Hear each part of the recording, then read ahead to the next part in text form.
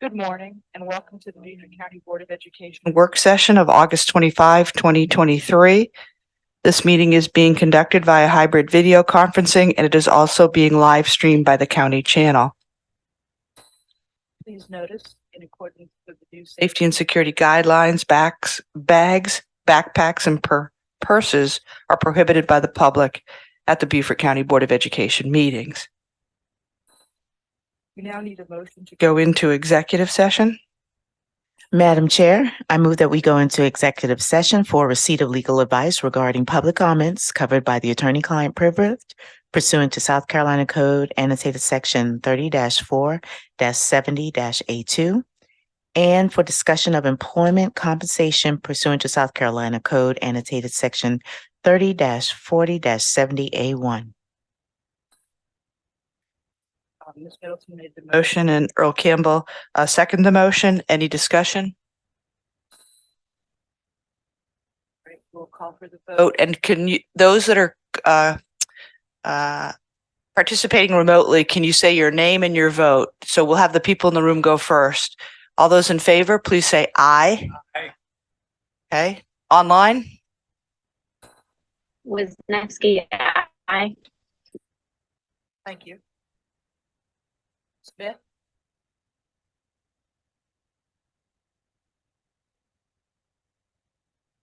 Mr. Smith, I don't know what's going on with your audio, but we can't hear you, but that's 6 of us to go into executive session, so that's a quorum and a majority. So now we'll go into executive session. However, it is recommended that you go to the back of the room and take a breakfast plate into the conference room.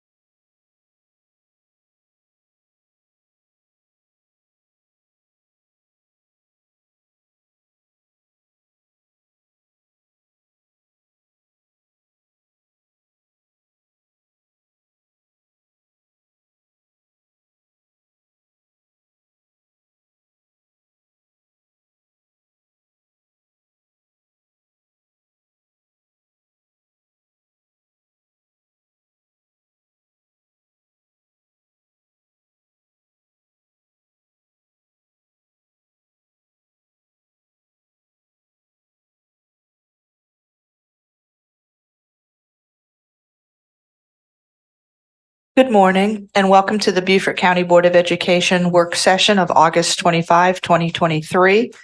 The board was just in executive session and we are now back in public session. Do we have any motions or action as necessary or appropriate regarding matters discussed in executive session? Yes, ma'am, Madam Chair. Madam Chair, I move we accept the superintendent's recommendation to employ Dr. Mello Lee as Deputy Superintendent, Chief of Schools. Mr. Dallas? Thank you. All right, any discussion? Ms. Boatright? I didn't have a chance. I was a little bit late to the meeting to review, so I'm going to abstain, not because of any personal feelings. I just haven't had a chance to look at everything. All right, all those in favor of the motion, please raise your hand and say aye. Aye. Aye. So that is, okay. Keep them up for a minute. So we got Dallas, Guyer, Guads, Middleton, Gordon, Campbell. Now online, any ayes? Say your. Hey, aye. Victor Nay. Wisniewski, aye. Okay, so Wisniewski, so hey, aye, Wisniewski, aye, and Victor, nay. Aye. Okay. Any noes? All right, any abstentions? You're not voting? Okay, so we have two abstentions, Boatright and Smith.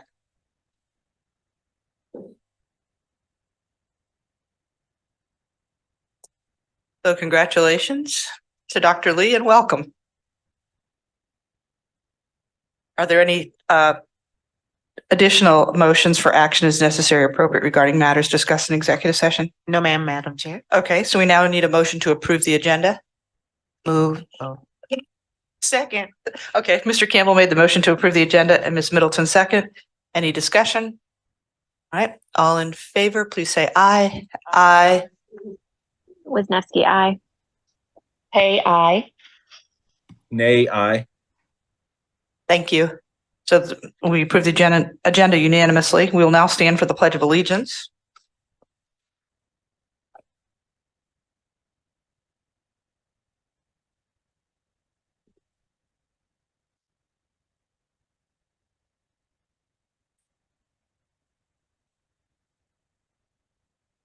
Please remain standing for a moment of silence.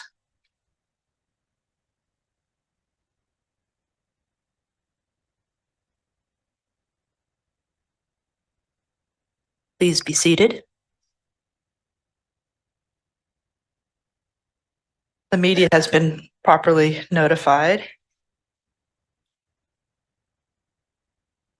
So next on our agenda is the board determination on the appeals from the Materials Reconsideration Committee reports on the following books.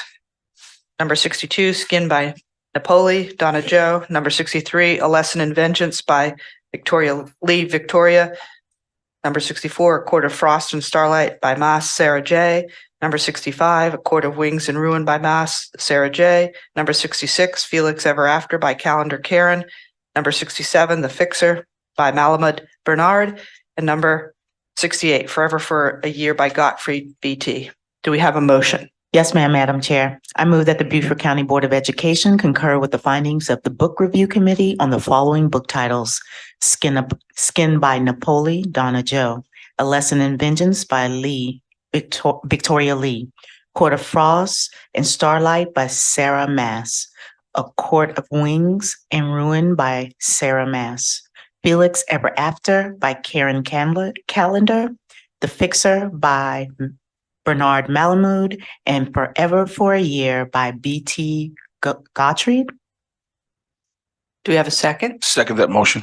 Okay, Mr. Smith made the second. Any discussion? Okay. So all those in favor of the motion, please say aye. Aye. And online, Hey, nay. Nay. Nay. Wisniewski, abstain. okay. So the motion carries. 8-2 1.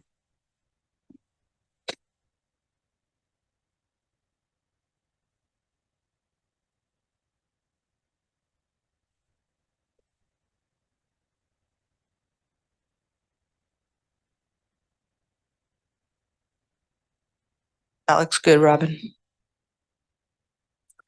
All right, next on our agenda is communication with communities. Good.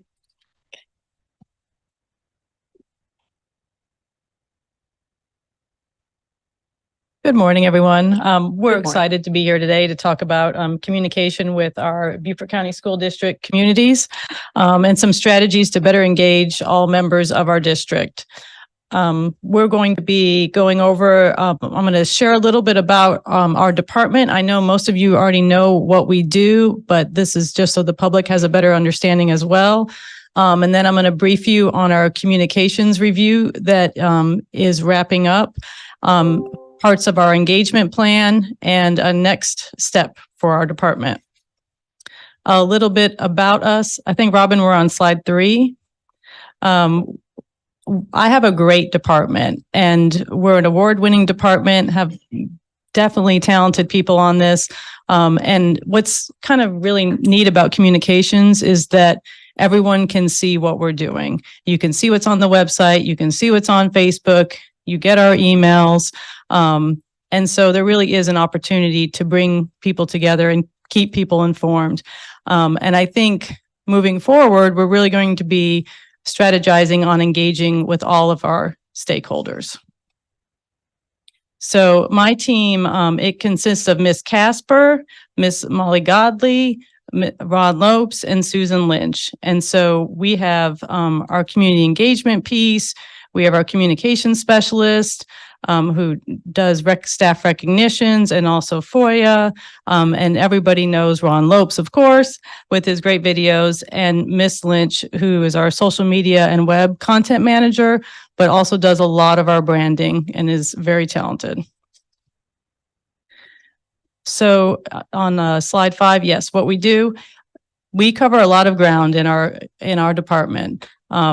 In terms of marketing and branding, I'm going to let Ms. Lynch speak to that in a bit, also regarding our social media. But in terms of community partnerships, right now we share a lot of information to foster community partnerships. And we do know that these partnerships are very important to our students' educational success. And we are looking to grow those. We obviously handle media relations, crisis communications, through Bright Arrow and dealing with our news outlets. We handle FOIA and compliance with FOIA. We also keep track of our social media posts in accordance with South Carolina law and FOIA.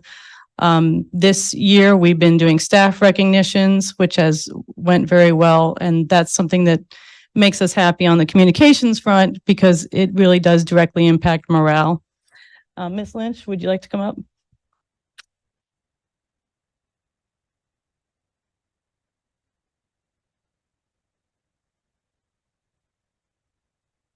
Good morning.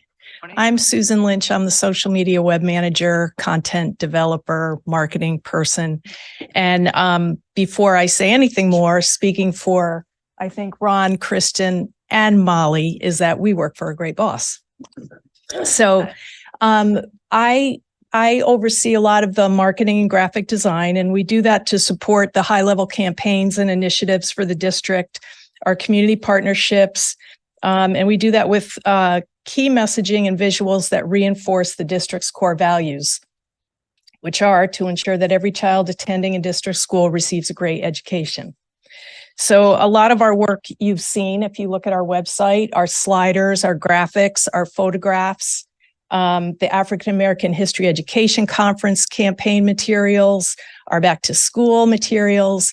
And a lot of what we do too is to support Dr. Rodriguez's message. He's very active on social media, so we kind of share his messages all over as well as ours. So for social media, we've really, when Kristen, Ron, and I started in 2017, we had 7,000 Facebook followers. Today, we have close to 22,000. So we're just short of 22,000 by 20 followers, which we'll probably get today. a little bit later. So we've really been active, and we really use that platform to push out our messaging. So with Facebook, we're on Facebook, X, Instagram, and YouTube. We have over 22,000 followers combined.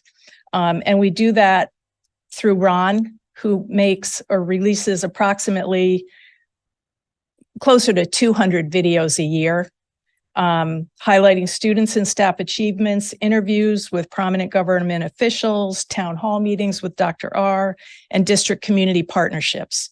Our district website and 31 school websites are updated almost daily. And our social media platform links into the websites. So even if people are not on social media, they come to our website because they can see what we're doing on social media on our website. We have a password protected intranet, and I'll tell you about the top 10 pages on our website that are being visited every year since we launched our new site. And that staff intranet has been really integral to employee communication. So people are coming to our landing page. The top 10 pages on our website are the landing page. And I think it's because we have a great video. We have sliders that rotate and update people with information, and we have our social media feed. The second page is the academic calendar. That's visited the second. The third is the staff intranet. So we know that our folks are using it internally. Fourth is the careers and employment tab. Fifth is student services, school counseling, the virtual calming room. That OtterCam is still in the top 5. Families, under our families tab, people are visiting the school meals. They're also looking at our list of schools. Also under families are the parent portal tab and registration, and then the directory. So we know people are using the website the way we intended when we had it designed. One other thing I just wanted to mention is our Archive Social, which has been really instrumental in helping us manage and keep our eyes on social media and the messages that are, and some false messages that are being pushed out there. So Archive Social covers all of our social media, all of our schools, any messaging where we're named or tagged, or people are named or tagged. We get alerts about that, so we can really monitor that. It's got metadata, so if we ever need to use it, it's law enforcement knows that it's real content. It's not me photoshopping something. It's real content with the metadata. So that's kind of a summary. Yeah, thank you. So thank you. Thank you.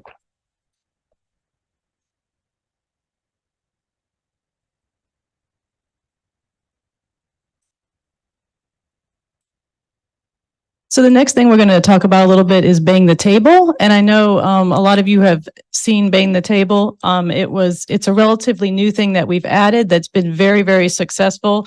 It's an online platform where people can engage in different topics. One of the things that has been the most successful was the fiscal year 23 budget forum that we had on here. We had over 4,000 visits to the site. We had engaged visitors, 434, informed visitors, 1.5 thousand, and aware visitors, over 3,000. And what that means is we had, in terms of informed visitors, that's if someone clicked through a video or they clicked on a document or a PowerPoint to review something. An engaged visitor actually went on, made comments, and really engaged. And the aware visitors, they were also reading the material, that kind of thing. And I think it's very important just to note that what's neat about this is it's a platform for everybody to see what everybody else is saying, right? So if you fill out just a survey, you're not going to see what the person next to you has contributed on that survey. But there might be a poll that we get information, but there's also the conversation platform. And so everybody can see what everybody else is contributing, which kind of is a good reminder to people of the different viewpoints in the district. And our thing that we're launching actually next month is BCSD University. We're very excited about this. You all are probably familiar with like Leadership Beaufort and things like that, different kind of chamber programs. This is sort of our version of that program that Ms. Casper is leading. And this is really key for us because we're going to have about 6 different sessions. It's going to be for a group of community members to come learn more about the district, learn about each of our departments, so they can go and be advocates for us and they can better understand what we do here at the district. In terms of our community engagement, we have our student improvement councils, we have community leadership groups, and then our communications that we do on behalf of the board. And I'll get into that a little bit later as well in more detail. But these are kind of things that we have been doing consistently, and we are looking to obviously expand this. So we also had a communications review that's in the process of wrapping up, but we're still finalizing the results. But that's been very instrumental for us and very helpful. And I think it's important to remember one reason that we did this, we obviously didn't need to do this, but our district has a model of continuous improvement and we wanted that for our department as well. So the first thing that was done, there was a baseline communications assessment that looked and it discovered that we have very good foundational tactics as part of 9 strategies that were reviewed. And they also are able to provide us with recommendations on how we can improve. And I'm going to go through those in a little bit as well. There was a website assessment, a social media assessment, and a communications effectiveness survey that was put out to parents, to the community, to employees. We had over 2,000 responses to that. And then we had focus groups that were held over the course of 2 days. Some of you went to those, and they were held regionally in Beaufort, Bluffton, and Hilton Head areas. So some of the key findings that are relevant to this presentation about communicating with communities, in terms of stakeholder satisfaction, which is the next slide. Thanks. People do tend to trust the information coming from Beaufort County School District, and overall stakeholders were satisfied. However, parents tended to be more satisfied than employees with communication from the district. So that gives us an opportunity to focus on some target audiences here, and we can strengthen our internal communications. The other thing is community members often indicated not getting direct communication from the district. And by community members, I don't mean a parent. I mean somebody living in Sun City who might be retired, things like that. And so we do need to employ strategies to enhance communication with residents who are non-parents.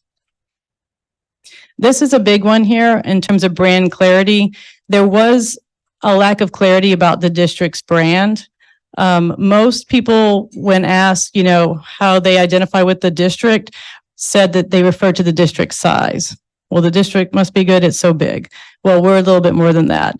And so we do need to re-clarify our brand for sure. And there was a lot of people that wanted a new logo, but it is beyond the logo, right?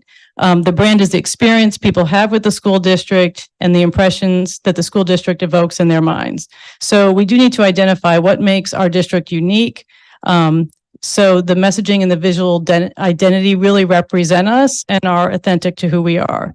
And so we'll need to identify those set of brand messages that can be consistently used to, accurately communicate about us. Ms. Bruder, just want to point Yeah. out also that when it comes to the branding piece and to the logo, we've been notified that we have to change our logo or adjust our logo because of ADA compliance with some aspects of it. And you might be touching upon that later, but since you mentioned logo, I think Sure. it's an opportunity to mention that it is something we have to do something about. Yes, definitely. The other thing is one topic that came up was a centralized versus decentralized approach. As part of the focus groups and surveys, school staff and building administrators wanted a more centralized approach to communication, meaning consistent messaging from the district down to the schools, and district leaders favored more of a decentralized approach, meaning more responsibility at the school building level to communicate. And so there is an opportunity there to balance both approaches. Like, we can provide our consistent communication, expectations and guidelines from the district level that then empowers and enhances school level communications. And we'll get into that a little bit more. In terms of information sources, word of mouth was the most commonly cited source of information about the school district. And so this is an opportunity for us to provide more direct communication to stakeholders and to make sure that people who are talking about the district are well informed. And I will say also, in terms of word of mouth, that also tells me that the most important thing is people having a good experience with our district and telling their friends.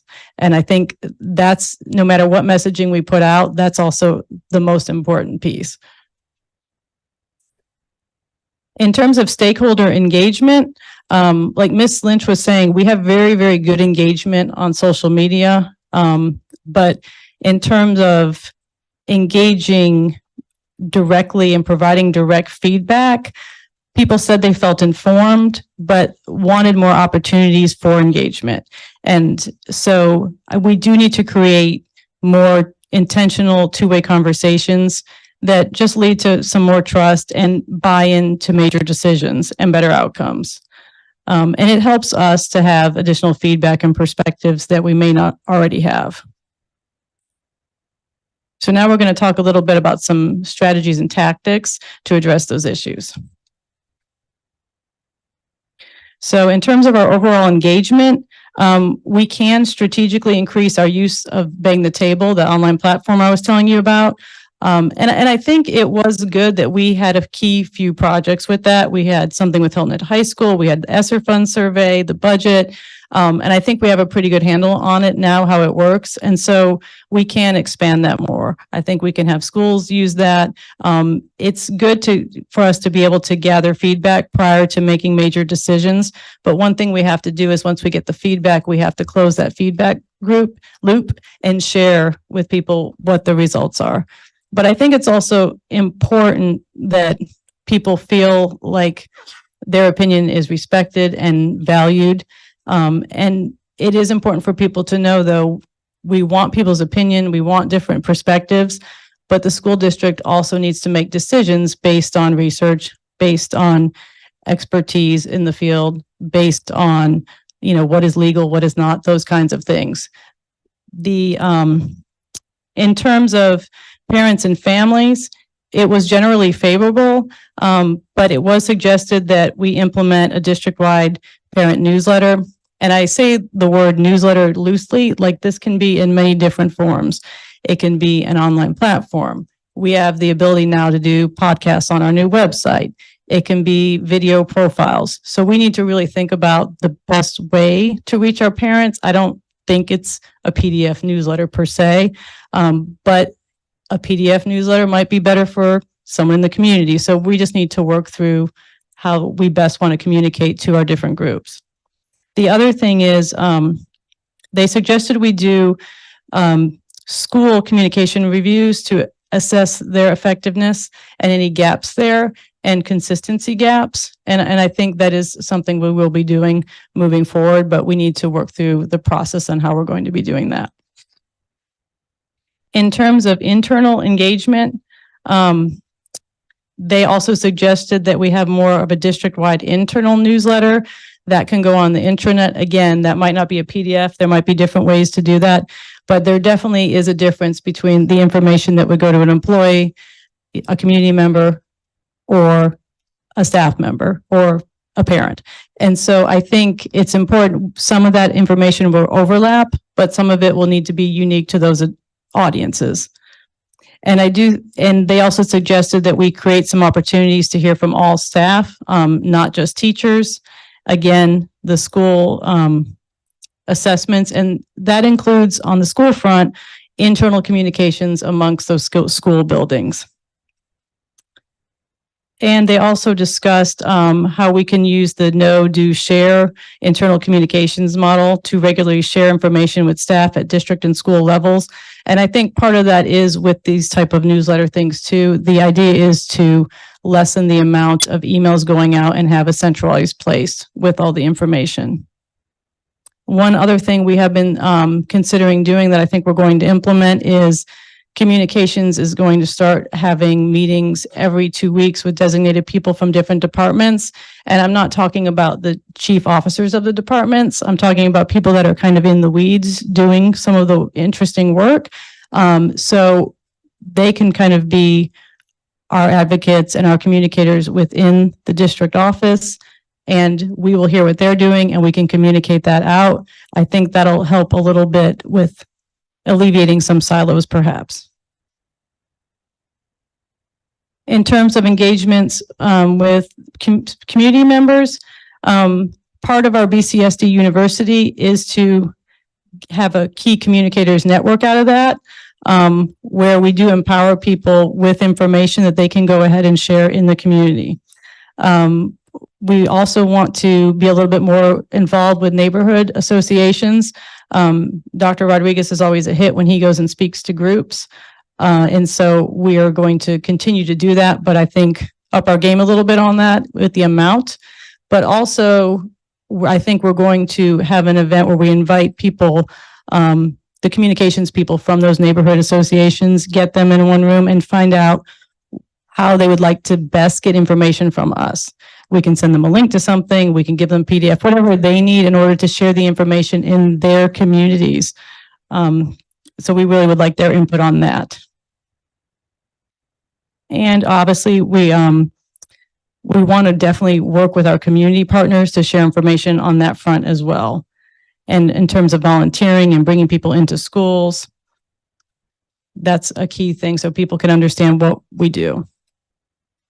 So in terms of our next step, in addition to doing all those things, there's one thing that kind of has to happen in order to kind of bring it all together.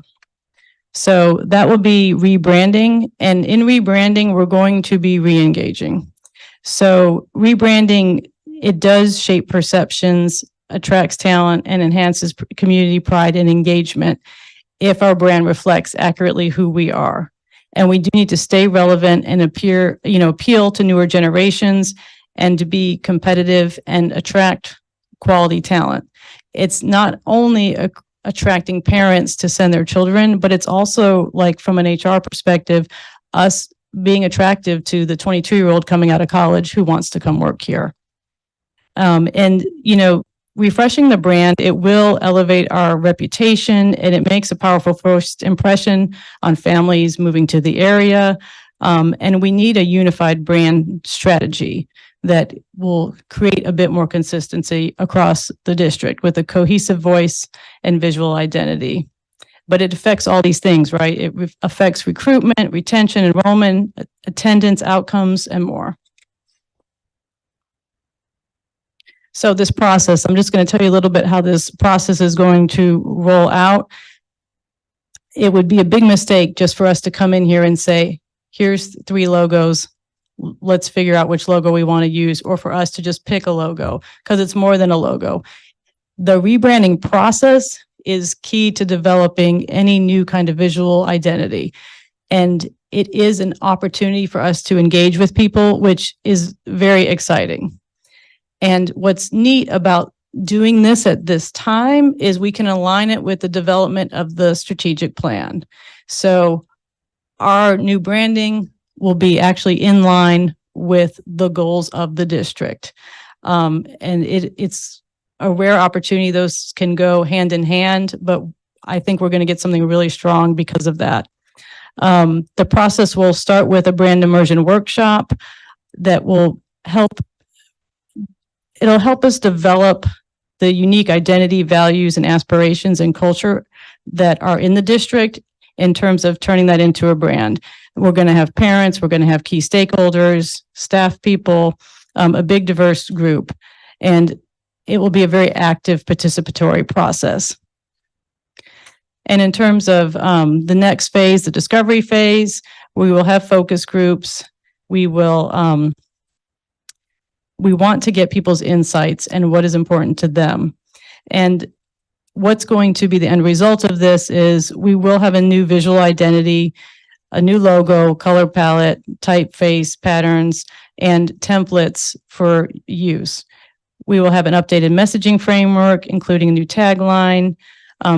This other thing is very key that I'm about to say. We will have brand guidelines, so there will be consistency across the district. And we're going to hold people accountable to the brand guidelines. We will also have a big brand launch campaign, and we will have training sessions on how to use the new brand elements.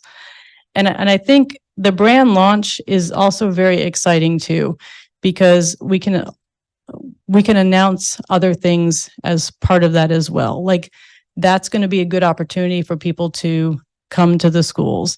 That's going to be a good opportunity for us to work with our ambassadors. Like, that's going to be a good opportunity to share things with prospective employees. I think it's going to be a very, very exciting time. And I think, you know, any successful marketing communications campaign to drive enrollment, attendance, recruitment, and other key metrics, it does need a consistent brand strategy. And this kind of strategy is going to impact these key areas consistently over time. And I think we definitely need that. This said, there is a transition phase, and there will be time where we have to move from one brand to the other. And we will work on a plan to help with that transition. Fortunately, I will say, the majority of places our logo is, it is online. It's on social media. It's, you know, it's on our email signature, those kinds of things. And that is a very easy fix and a quick transition. And I think it's important to note that this process will respect the district's history and traditions while developing the new brand strategy. And we're in a really good spot right now that a lot of times when people rebrand, they do it because they're in a position of weakness. And we have a good board now. We have, you know, we're the highest paid teachers in the state. Like, we're in a good spot to do our rebranding from a very positive place. And I think our district is so diverse and so special. And I think our brand is going to represent that. And it isn't just about the logos and the colors. Like, it is about our shared vision. And we want to inspire parents and new generations of students and community pride. I think a lot of this is going to be about bringing the community together to support our school district. So I'm happy to answer any questions. Thank you, Dr. Bruder. Mr. Guyer? Thank you, Madam Chair. Excellent. Very good briefing. I've got some comments, though. There's a difference between public affairs and communications. Public affairs officer and a communications officer. To me, the difference is a communications folks pull people in. They pull them into a website. They pull them in to invite them to an ecumenical group, or inviting the legislation folks here. I don't think we have pulled very well when we've done that. And I look at the legislators who we had last time, 2 people. That's all we got. When I look at the ecumenical group, I saw mostly African-American pastors and preachers there. Didn't have any Catholics. We didn't have any Methodists. We didn't have any Presbyterians. We had one Episcopal, Roy Tripp. We need to pull more of them out. We need to pull those legislators in. And public affairs, to me, is a push. You push out to individuals. You push out to county administrators, to county directors. We haven't done that very well. We haven't pushed out to individual legislators. Individually say, come to our school. Let me guide you through the school. We have a lot of misinformation out there from those individuals. And those individuals, you can't pull them. You have to push them. So we need to do some more pushing, I believe. We also need to focus on certain groups. For example, I am astounded the number of people that I meet in the community that are retired educators, retired superintendents, retired principals, retired teachers.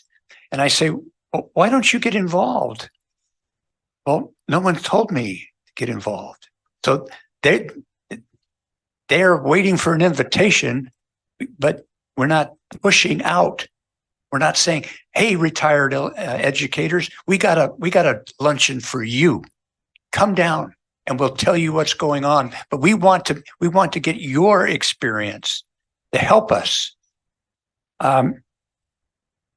What's the board's role in this? We got some very talented people on this board. Are you using the board? We could be helping you push. We have contacts. We know our constituents. Are you giving us talking points and people to go out and see? Push us. We're pushers.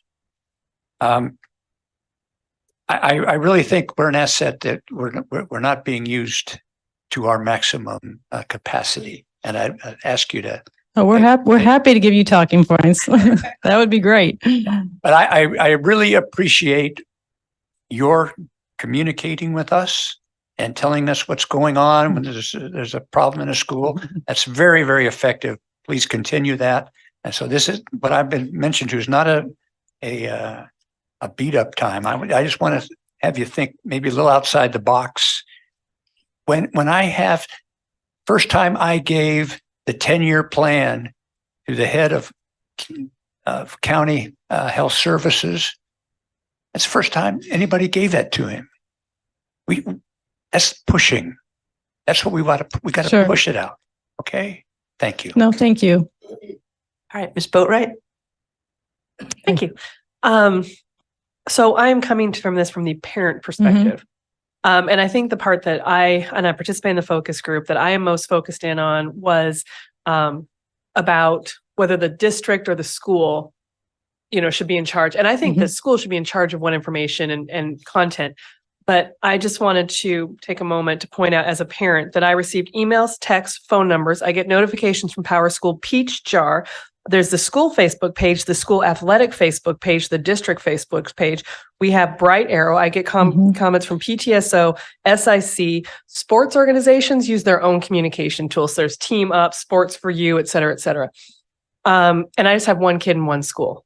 So I think that we've got to consolidate down the number of platforms because it's overwhelming. And I'm going to take a moment to say I got an email to register my son for the PSAT. Which came through Bright Arrow. I don't think email's the best way to do that. Robin, you're going to love this because as I mentioned earlier, email is problematic. And I suggested in the meeting to the board that we need an online request form for comment cards, not because people like Robin aren't getting their email. When Robin gets the email, she makes sure public comments happen, but you have one letter off and that email doesn't come through. So if someone were to, people put a W in Boatwright, a silent W, right? So if that were to happen and I didn't get the registration information for the PSAT, that's a huge problem. So that's one issue. It's buckshot. And my husband gets furious because he gets a phone call and it says from the high school. So he's like, oh my gosh, he's in surgery. He's tells the nurse to go answer it. And it's a recorded message about senior photos. And so when there's something that gets pushed out, we all get phone calls, we all get emails. He's forwarding me the emails he's getting, so I'm getting it twice. We just have to figure out a way to be a little more targeted because it becomes just a sea of information and it's really difficult to pick out what's important. So that's one of my number one thing because I worry all the time that I'm going to miss a PSAT registration date. I'm going to miss a deadline. I'm going to, so for those things that are high priority, academic, et cetera, if we could find a place where someone could just go online and look and see what's going on, that would be really helpful. And so it's sort of this buckshot approach. The other thing is, like, I went on our social media and our Twitter and our Facebook, and it's like, teacher awards and positive stuff in the district. And that's great. But it's not a good source of information for parents or community members or grandparents who need to know if their school is a half day. You know what I mean? It just feels like there's not a really good centralized place for the information for parents to get in terms of, do we have an away game tomorrow? Do we have, where you're just constantly searching through your emails or through your phone text? So that's my only thing is I think the schools can be responsible for communications, but we should agree on at least one format where the most important information. And the second thing is targeting, so that if I've got this one kid who's a junior, I don't need to hear of the 75 messages about senior photos and, graduation dates and whatnot, because I'm going to miss the message that's important. So that is just, and I know it's a challenge. I also don't think, and we talked about this, schools should be able to pick other communication methods. There was a principal that was using a whole separate one. Because if you've got kids at the middle school and one at the high school, maybe one is taking some special classes somewhere else, you can't have 3 platforms that you're constantly going to. So that is the parent feedback. And I know I speak for the majority of parents out there. If we could just make it simpler, condense down to the most important stuff, agree on one platform and one place to go for that information, that would be, it would relieve a lot of anxiety. No, it's helpful. Thank you. Elizabeth? Thank you. I just wanted to echo exactly what Ingrid, Mrs. Boatwright, just said. This is the feedback that I hear or have experienced. There are community members, for example, that might have a child at ECC, creative arts, and then also the middle school, and they feel inundated with the amount of communications. And then in terms of email being a problem, many of us who are tech savvy then filter those emails to a specific folder so that they're not cluttering up everyone's inbox. However, then when a parent does realize that they need information, they're left crawling through their folder, within an email server, looking for the information that actually pertains to what they need. So it does just create, no matter how it's being managed for any individual family, it creates, just, I think, a feeling of being overwhelmed, and they don't have that place to go get clear information. So I completely agree with everything Ingrid said. Another suggestion I would make in terms of communications is, it's been my experience and the experience of other parents that I speak to. There aren't, for example, directories given, and this is on a school level. However, it has been put in practice at certain schools that, for example, a directory is given of the children in the class any given year. Parents can opt in or out of that. And then if parents are given each other's contact information or even names, they can then take it upon themselves, which many of us do, to create something like, there's an app for those who aren't familiar called GroupMe. And then parents can have those conversations or interactions as needed with one another. And right now in a lot of our schools, there is not that opportunity where parents get to know one another or communicate with each other unless they just so happen to show up at an event together. But something like a directory where parents can then reach out to each other, the parents in their child's class, and then they can ask each other. This doesn't have to fall solely on the school district if we give parents tools such as, communication methods, like giving them their emails, phone numbers, et cetera. They can come up with, something that works for them to communicate with one another about sports, school activities, et cetera. That's all. Great. Thank you. Ms. Middleton? Dr. Bruder, thank you so much. I have a question about the HOAs. When are you planning on meeting with the HOA reps? I think it will likely be probably November. I think November-ish timeframe, maybe October. Okay. Yeah. It'll be in time to, kind of get the word out about what we're doing, referendum. Yes, yes, yes. As soon as I said November, I'm like, it needs to be October. Okay. Yeah, Thank you so much. sure. All right, Mr. Dallas. Thank you, Madam Chair. First of all, I'd like to congratulate you and your group. Had a chance to work with, I think, each and every one of them, and they are working at a feverish pace to improve the effectiveness of communications. Actually, you and superintendent and the rest of the team are taking on a monumental job to actually be very specific, but also be very high content rich in terms of delivering to people who have traditionally been our target audience, parents and students. I think the upside is really those people like myself who have no kids, but want to support the school district and getting to them. As I go around to various meetings, I have a lot of people say, I don't hear about this, this or that. And that's not, any attack on the current situation. What I'm saying is a strategic helicopter up, say, looking forward, how do we improve it? This is what we've been given by prior situations. Where do we go from here? A couple of things I'd like to share. It's interesting to me in the presentation that the building leaders want it more centralized, whereas the district leaders want it more decentralized. And so to me, a good brand has consistency wherever that brand appears or that product appears, that you know what to expect. The greatest example of that is Coca-Cola when they tried to go from old Coke to new Coke. Failed miserably and got a senior VP fired. That rarely happens. It normally puts you out to pasture somewhere and people forget about you. So, and what they found out statistically was it wasn't the taste test, because the taste test on new Coke said, boy, everybody loves that. It was so many people have memories of how they interacted with Coke, that 6.5 ounce bottle growing up on a tobacco farm and drinking it at the end of the hedgerow. I mean, that stuck with people, and that new Coke took that away. So I think sort of going and capturing some of the historical advantages and touch points that people have had will be very consistent. The centralized baseline, I think in terms of communication, the actual content, I think there has to be a higher centralized message, as Ms. Boatwright mentioned and others, going wherever. And then you have an amount of localized, very relevant information, so that it's easier to digest and internalize, and you don't erode the brand. The other thing is I would look for something like a wow factor. And what I mean by that, a lot of times you're going into a new area where you're taking over responsibility. You got to break the emotional paradigms people have. If it's stayed, if I can't challenge the boss or whatever, they're not going to believe it when you say it until you actually have them challenge you in a meeting and no one gets fired, right?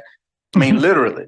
And so that's the type of thing I would suggest that the school district could take on something almost like a religious event. Picture this, 1,000 ambassadors in a football stadium, and you make it very fun. And I mean, 1,000 people, if you can jam 1,000 in there, right? But you give them things that they take back, and boy, that sticks in their mind forever. And then that becomes your communication platform. So people say, man, I was invited to this. And they feel so strongly about how they were selected. And you got 1,000 people out there working for you. The other thing is, I think the logo is like tail end of a brand. I call it repositioning, because the logo is going to capture all of the strategic research, alignment with your strategy, so that the logo just represents what you found out, what people want, what you're going to deliver. And finally, concluding, I think this is a wonderfully important role you're taking on. And I applaud the superintendent, I applaud the board for supporting it. And you can reposition this school district for 25 or 30 years. And we will be the most fully integrated into the community, school district, and the whole nation. So kudos to you and your team. Mr. Smith? First off, let me say to Mrs. Bruder and her staff, appreciate the work that you've done in this district and that you will continue to do. Mr. Ron Los, it was so funny. I was talking to a student one day, and apparently one of your I shared something that you had displayed on one of the videos, and he said, "Hey, I'm Mr. Ron Lowe's. Do you hear me?" I said, "What?" I said, "What?" At first, he caught me off guard. He said, "But who is that?" He said, "Mr. Smith." Basically, his question was, but he was talking like you. Basically, who is this guy with his voice? He's like, "Hey," he's like, "How much does he get paid?" He's like, I might want that job." And so I said, "You know what? You made a valid point. I might want that job myself." But I say all that to say that it's interesting how kids have actually listened, and you'll be surprised how they actually even tap into some of the stuff that this department put out and that you put out, Ms. Lowe. So to you, I do believe in giving you your public kudos to you and your staff, and to that degree, because that made that kid come to me and we had a conversation about it. So hey, you got a kid out there who wants your job. That's funny you said that, though. I recently had a principal tell me that a student had to draw a picture of their goals for like the first day of school or something like that, and they drew themselves doing something and Ron in the background filming it. There we go. Hot topic in the district. So we're well on our way, as we can see. But just to speak to some of the other points on another serious side, I am concerned to a degree, because when you talk about rebranding, we just, as a district, or we as a community, went through some of the concerns of rebranding and what that implicates and what that implies. For one, you talk about the history, and that is a big topic, and that is a big uptaking when you talk about rebranding, and you take certain things away and you bring certain things up. And I do understand that we want to be young and vibrant. However, I think that we have to be very cognizant on how we move forward and how we rebrand. You know, I think editing the brand is one thing different from rebranding. Sometimes when you rebrand, like Mr. Dallas said, you change your perspective a little bit, or you may say, "Hey, this is the new me. This is the new face of the company." And so that does concern me a little bit. And you did hit one of my questions in terms of what that process looks like. You gave you gave kind of a direction as you were going along in your presentation, but just for clarity, I'm still kind of wondering, is there a timeline? Are you still working out the kinks on what that facilitating that process look like? I think in terms of the timeline, we're going to be starting in September. Everything will probably wrap up around the February timeframe. And I will tell you, there'll be plenty of opportunities for board members to participate. So your concerns that you have, you are more than welcome to bring them forward when we have the focus groups and things like that, because obviously that's a valid point. Yes, ma'am. And then you mentioned something about the grid line. What was it? The grid? You speaking about something about the brand, and you said something about the something. Oh, the tagline. Yeah, the tagline. Yeah, that's just our messaging that goes along with the brand. So there's a visual, and then there's, if it's, like Nike's is just do it. Right. Like, so what will our tagline be? And my mind tells me, I mean, well, and to my mind, I do understand that, but the question is how will this impact what the board has said that its vision is? Because if you ask me, it almost seems like this is some retreat work for the board as well. Because in the tagline, the board as the top person as leadership in the district, we outline what the mission is, and then we give it to the superintendent, and he goes out and and he takes care of it in terms of this emblem that you see on vehicles and just different things that on the website. It has our vision, and so that makes me wonder: is it time, or do we edit that? And what degree does that have in the impact of the work that you're doing? How much are we really changing? So that's why I say I'm still having a question on what that looks like, because like I said, it does bring me some concerns, but it's just a clear, I think a more, what I'm asking for is a clear understanding of the process on what it looks like going on the process from not from a day-to-day basis, but how things are going to be changed, what's going to look like, how soon that's going to happen. And I think we're going to figure that out as we go through the process. And, but like, there will be opportunities for you as board members to participate. Right. And definitely will be involved with it and be part of the messaging. Okay. I think that's it. I basically stated, I've basically stated what my concerns are, and definitely looking forward to the process. Most definitely. Also, I think that we need to make sure that we are targeting and being intentional about targeting different in terms of different markets that we haven't tapped into. And because see, some people just listening to some of my colleagues and talking about emails and things like that. I tell parents who tell me, well, you know, sometimes you send out too many emails. I said, let me tell you something. I said, either you want it now or you want it later, or do you want to hit on social media? Because you can't have it both ways. If there's an emergency and you're complaining saying, oh, y'all ain't send me nothing. Well, I ain't got nothing.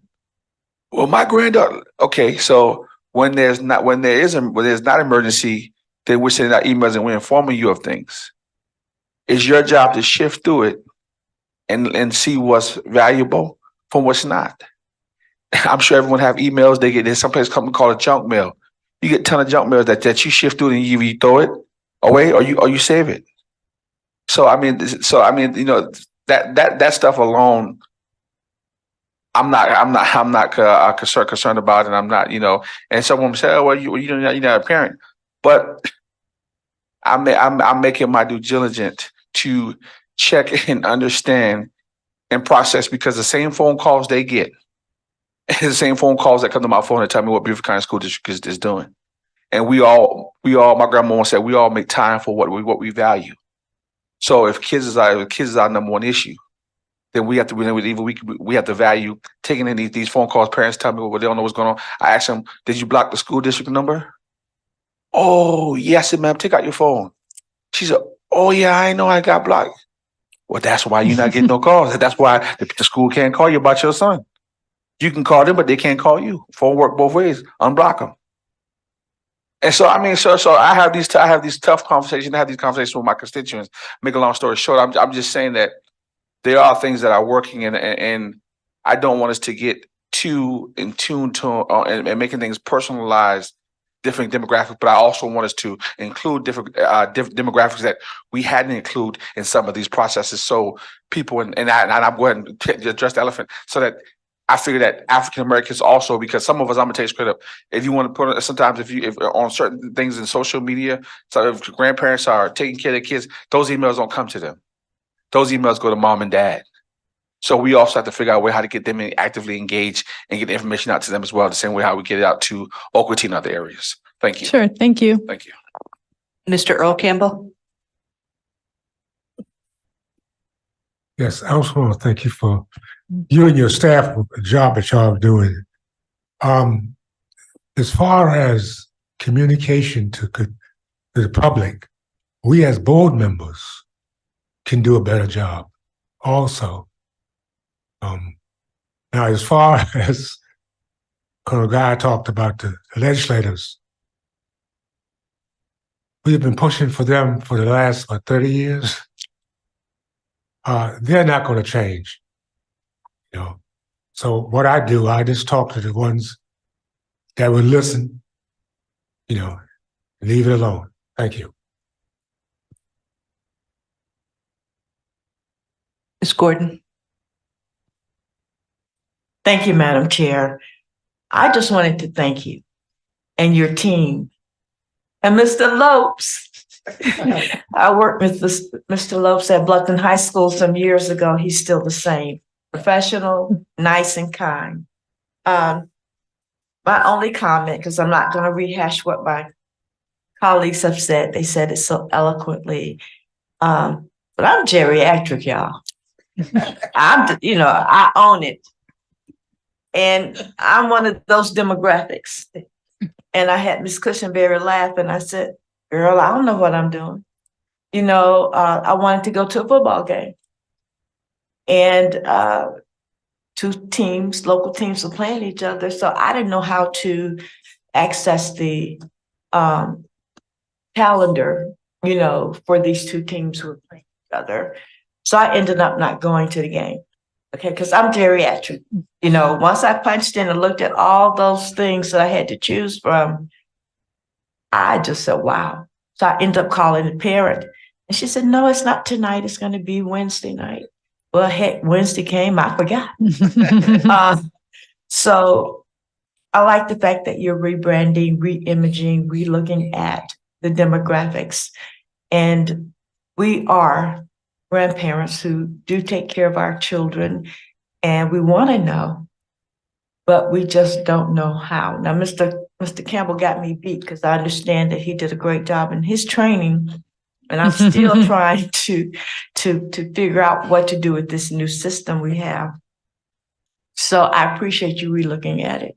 I appreciate you taking the comments, but please don't forget us. Okay. We won't. Thank you. Thank you. And thank all of you, this team. Thank you. Miss Gordon, don't sell yourself short. You know what you're doing.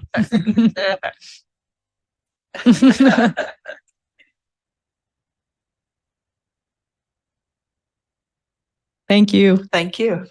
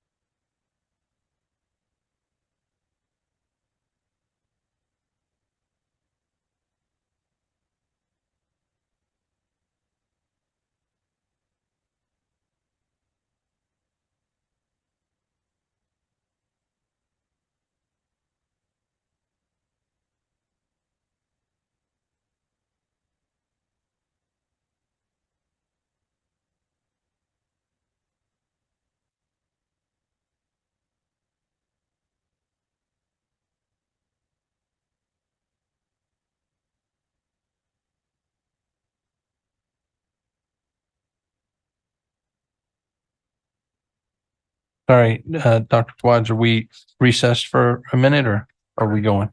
And I was going to say, continue on. Okay. So if we're ready, then Ms. Crosby. All right. Good morning.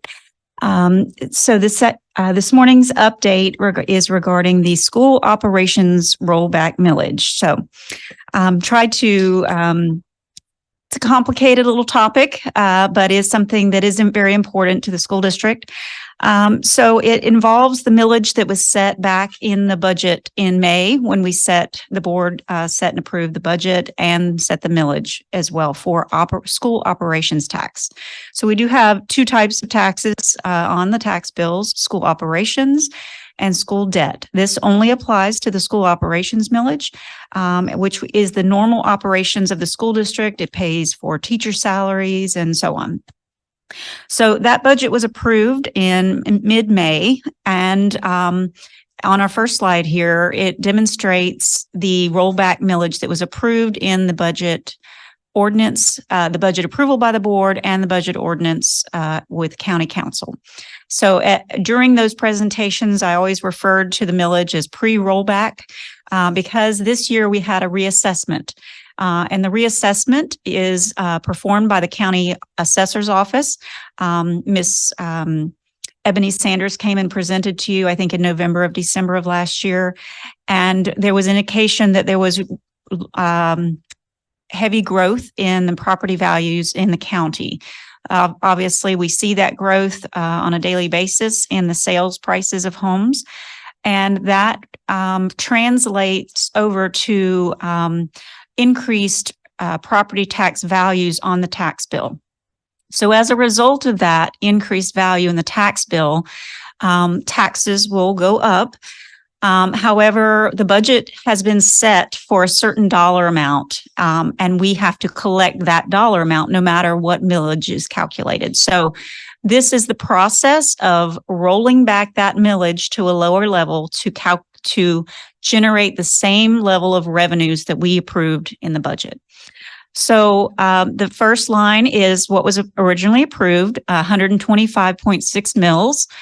And we approved in order to fund increases in teacher salaries and other operational increases of the district, a 4.4 mil increase, totaling 130 mils. So that was the pre-rollback number.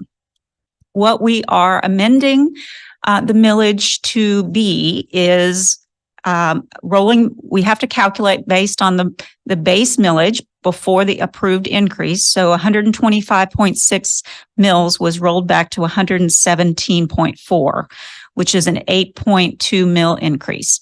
So when adding the 4.4 new mills in, the new approved millage is 121.8.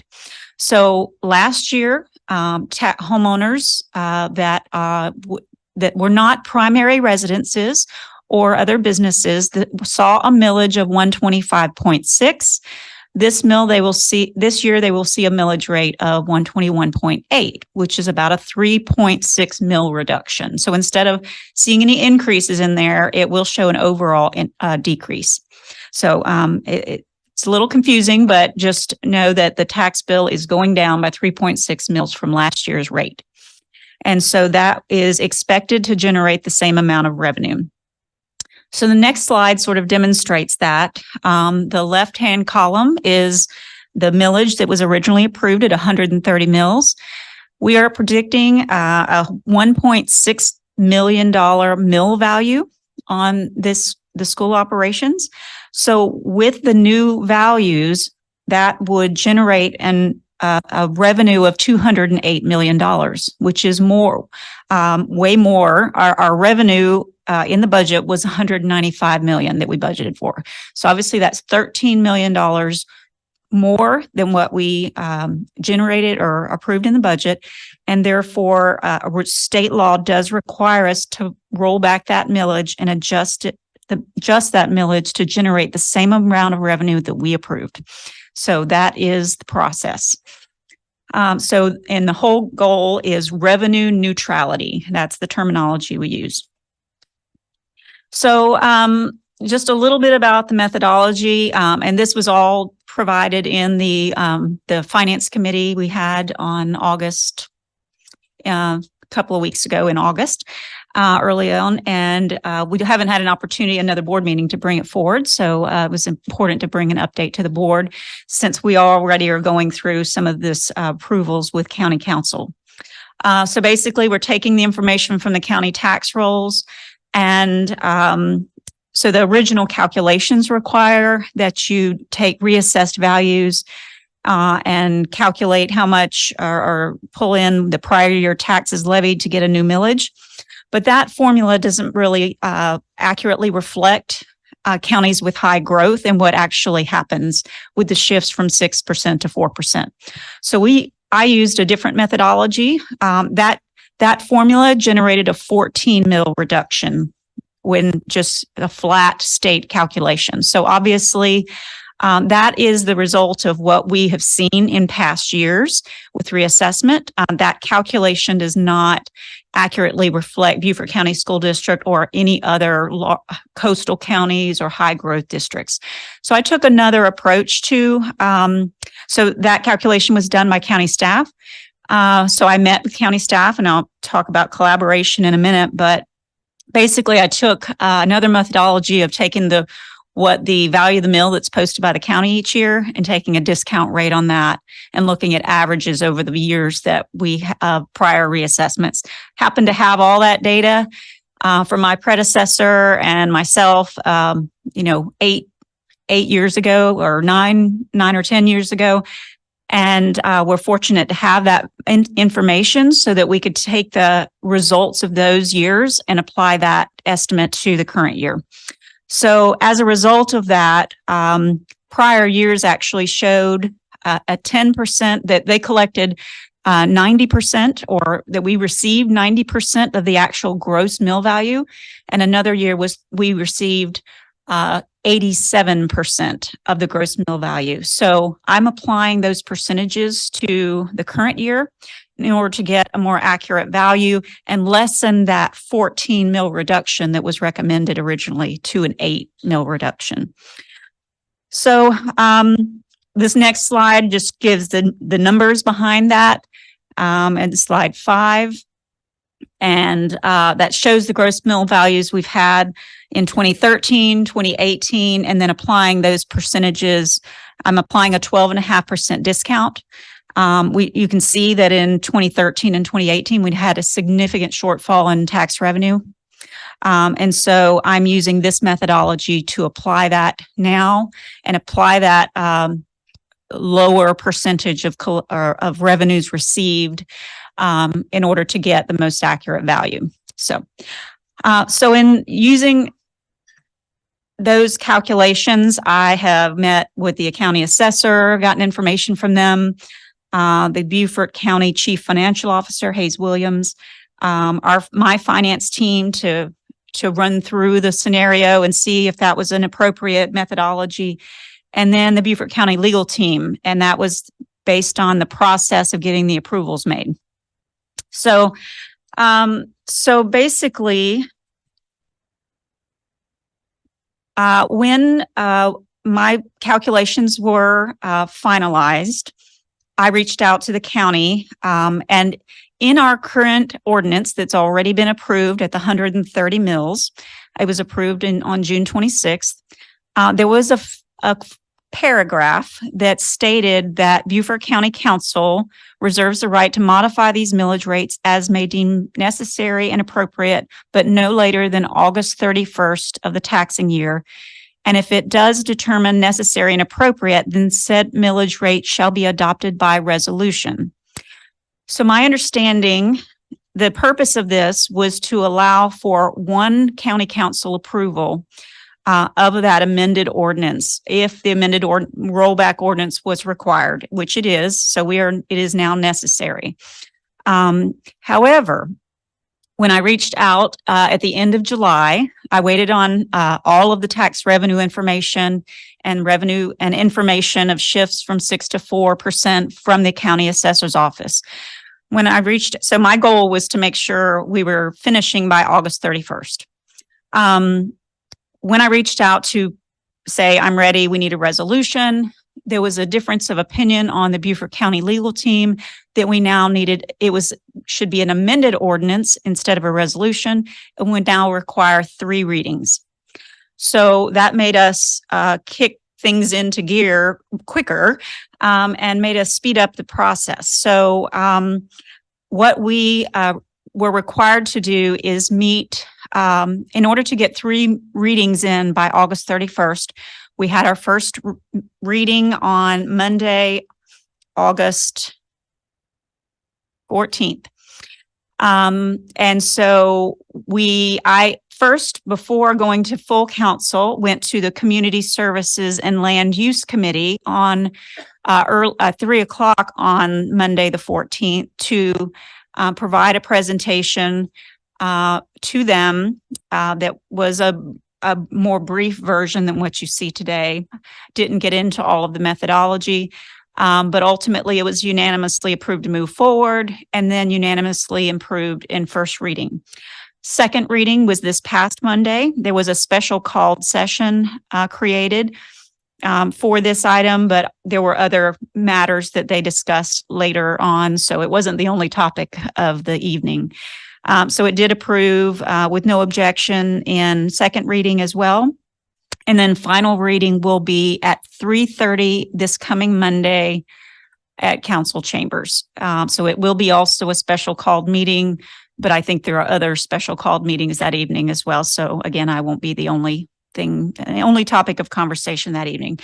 Prior to the first reading, Dr. Rodriguez and I met with Councilwoman Tabernick and Council Chair Passament. And so we went through this presentation that you see today with them. and to help them understand the background of the information.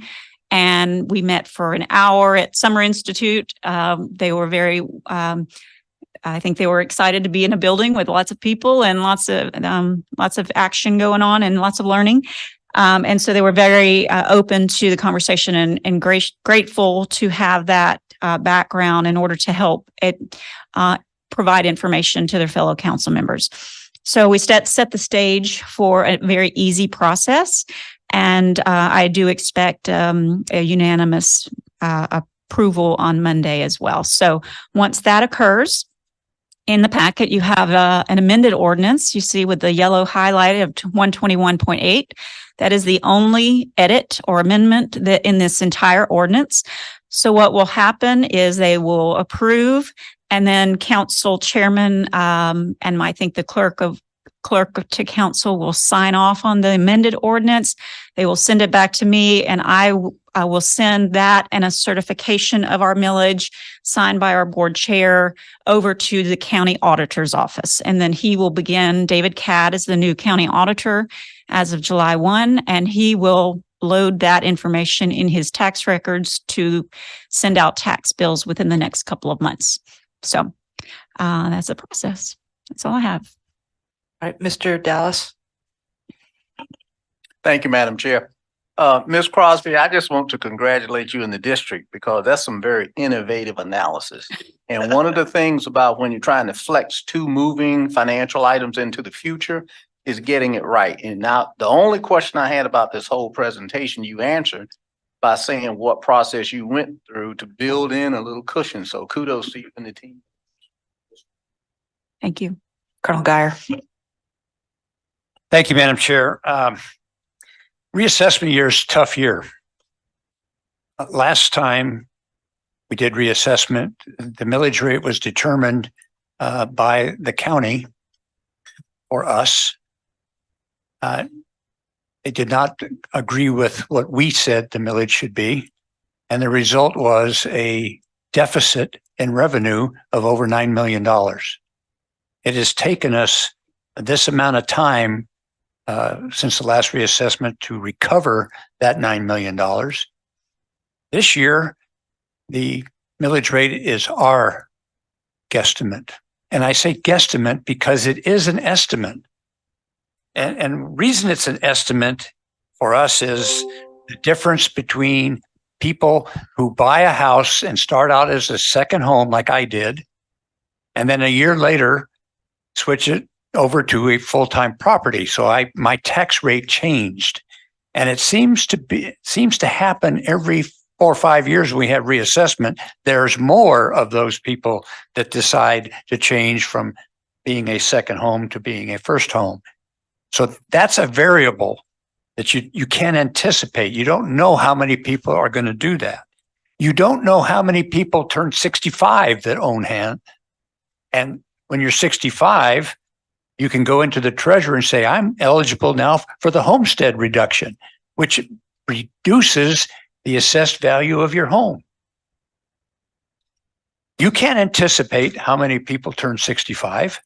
And so that's another variable that comes into it.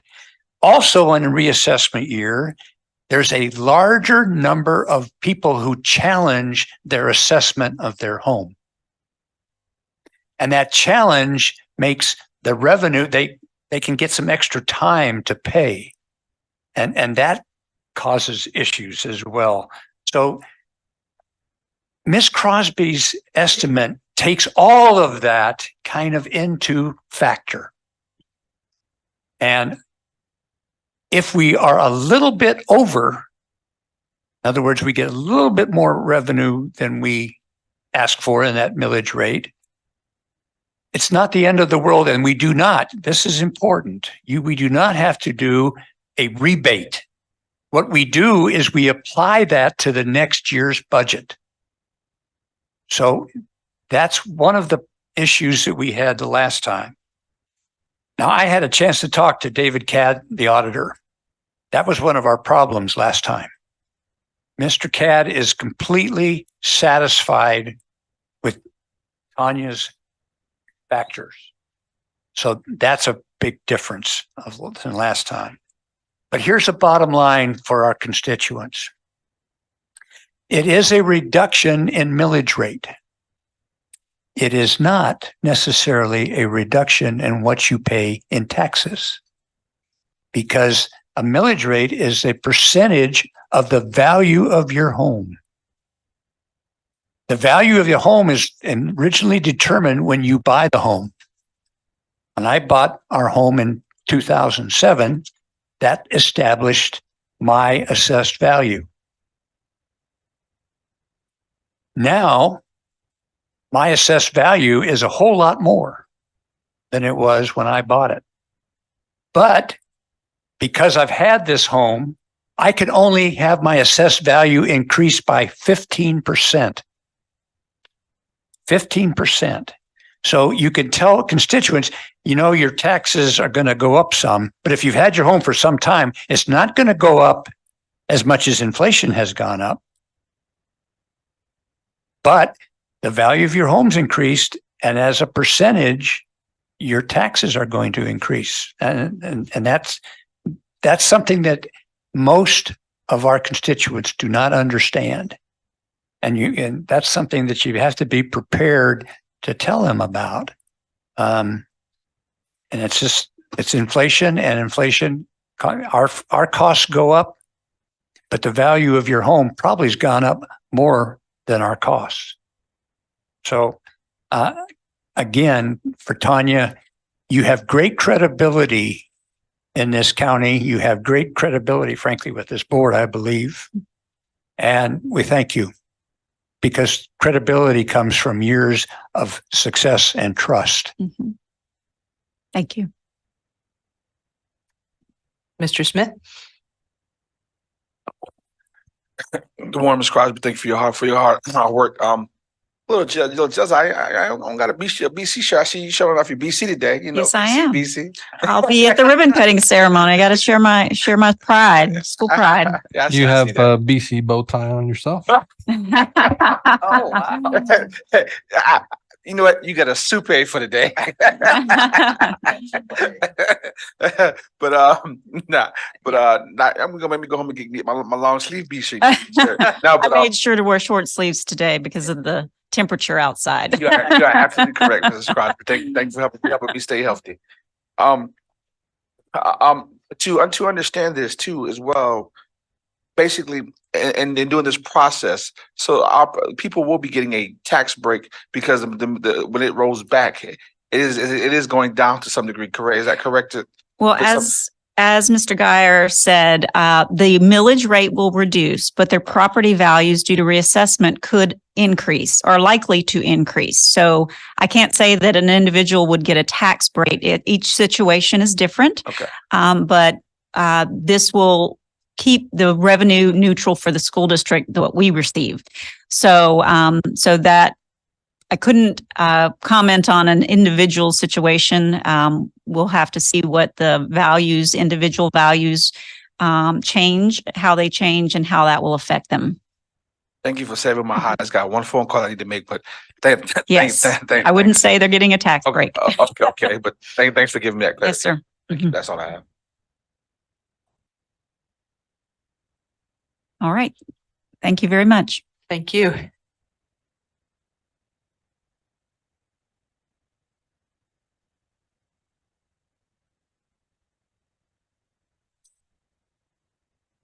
So we're having lunch, but it's the box lunches, and Molly just went to get it. So I'm not sure exactly when she's back. Dr. R, this is still part of the meeting, so should we adjourn and then? No, I'd like to make this comment publicly. Okay. In the meeting. I just want to take a moment and thank members of my team for their work and their presentations today.